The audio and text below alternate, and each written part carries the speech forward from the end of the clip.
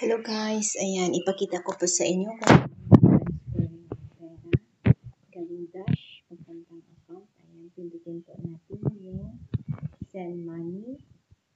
And then, punta po tayo sa dalawa po dito, pay now at saka bank account. Pindutin po natin yung bank account at saka yung may add recipient po ako dito. Pero ang pipindutin po natin is one-time transfer. Ayan, tapos may pangalan po dito ng name, tapos bank wallet, tapos enter account number. Ayan, tapos example, lagay po natin,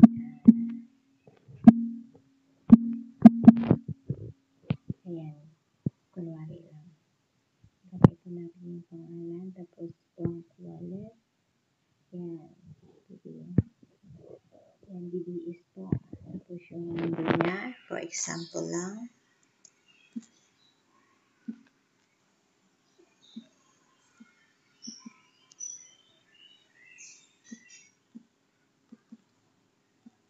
Ayan, for example lang po yan. Ayan, tapos next. Tapos dito, ilagay mo po yung account na magkano ipasa mo.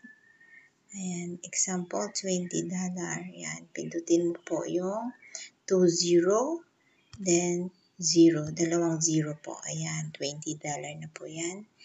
Tapos, choose purpose to transfer. Ayan, ilagay mo na lang po yung other. For example, other.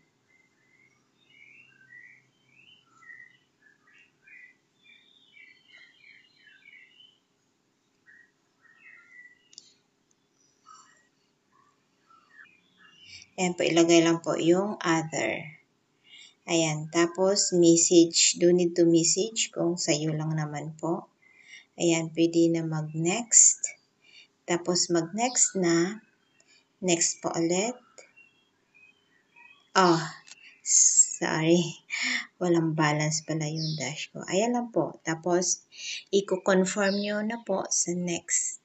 Ayan, thank you so much for watching. Bye-bye.